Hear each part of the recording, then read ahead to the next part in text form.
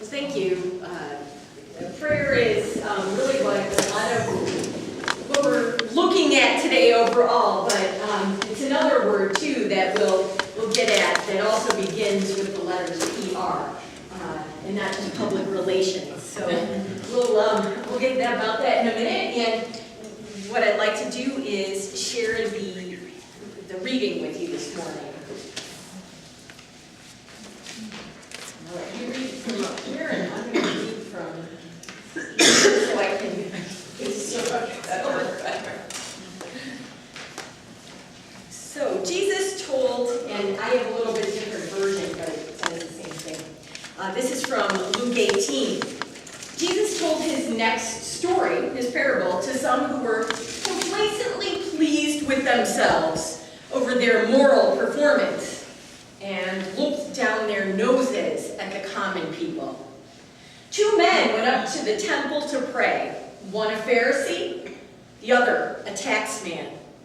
The Pharisee posed and prayed like this: "Oh God, thank you that I'm not like other people, robbers and crooks and adulterers and, heaven forbid, like this tax man. I fast twice a week and tithe all my income." Meanwhile, the tax man slumped in the shadows.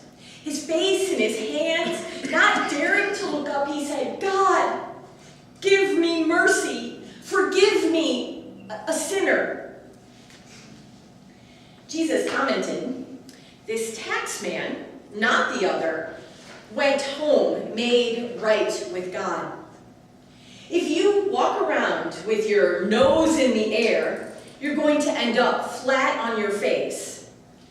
But if you're content to be simply yourself, you will be more than yourself." This is the gospel of the Lord. Well, my message title has kind of changed on the day. For all kinds of reasons.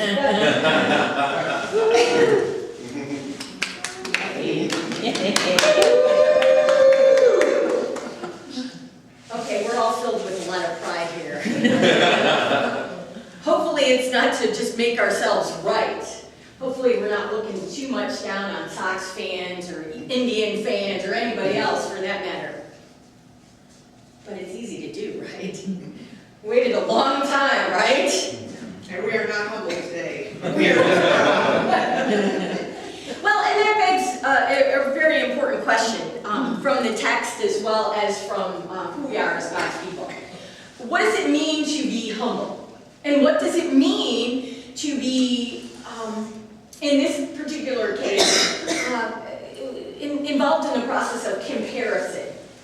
Because certainly the difference between those two men in the temple, right, those two persons, were that they put themselves before God, but only one of them saw God or saw himself then through God's eyes. And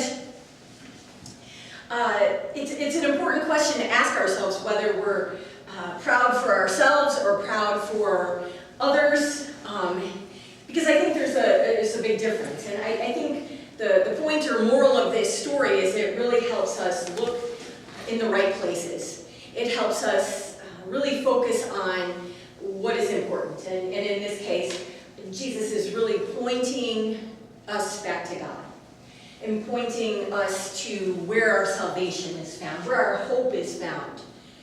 But most importantly, really where our forgiveness is found. We just sang about in the previous song.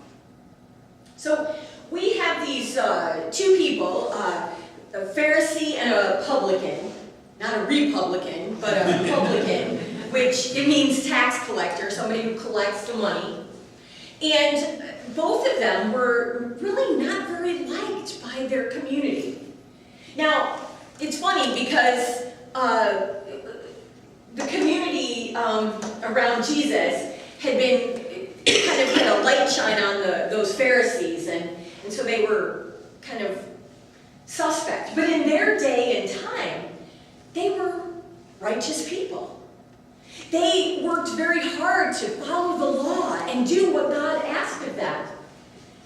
The Pharisee, unlike what we think of Pharisees and how that word has become used in our society, Pharisees were good and right people. Everything the Pharisee said in that text about giving and all was true. He was righteous in that sense before God.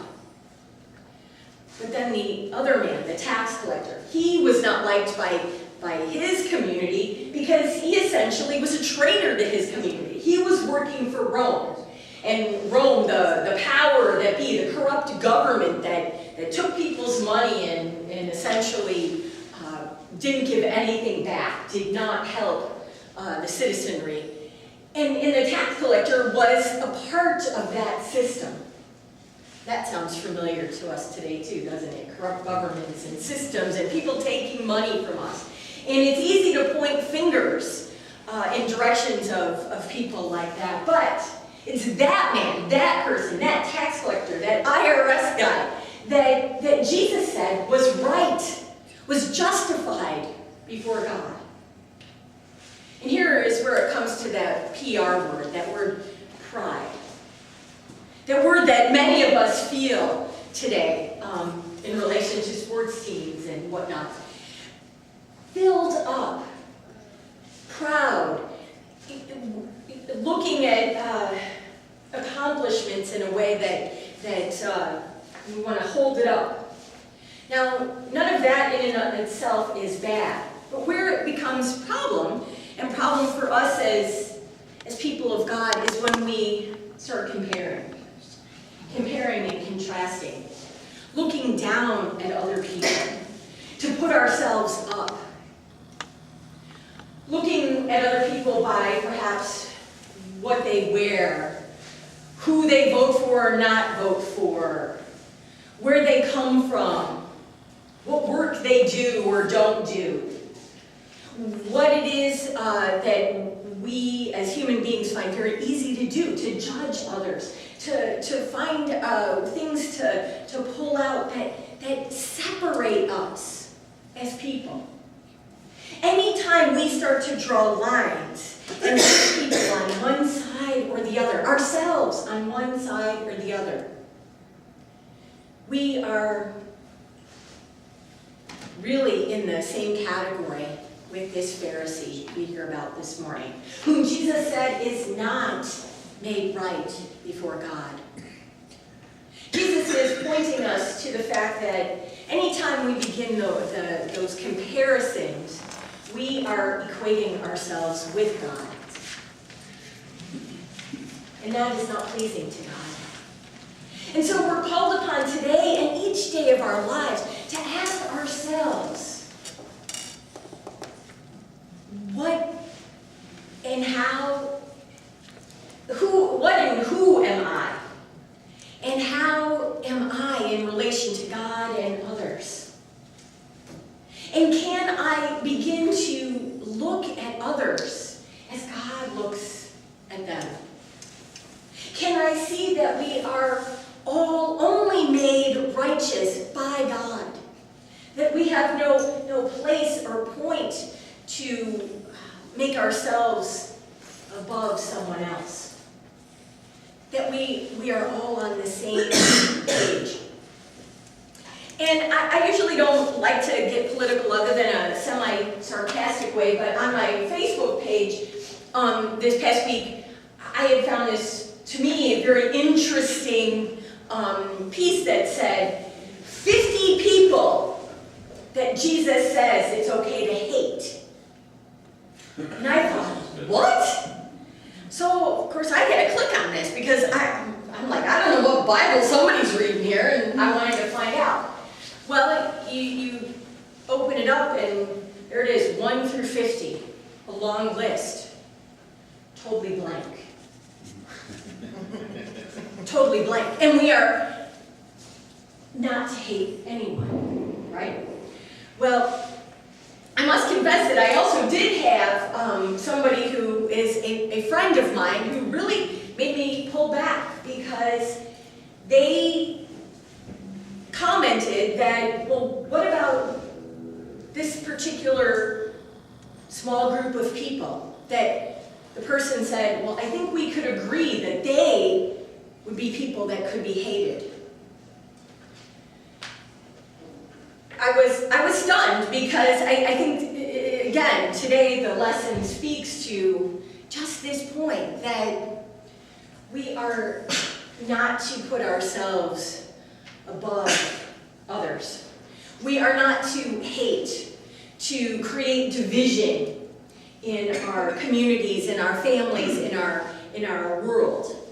Now we also know that Jesus in other parts of the Bible says that I do come to create a type of division, and that division is to separate those people who would be able to focus on God and to be doing the things God asks of them, but not placing themselves above or below others, or judging those who do not make the choice to follow God.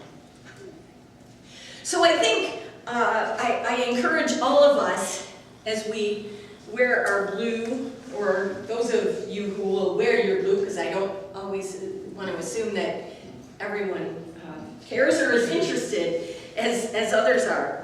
But we want to remind ourselves that I did this with the kids earlier, that it's really easy to puff ourselves up.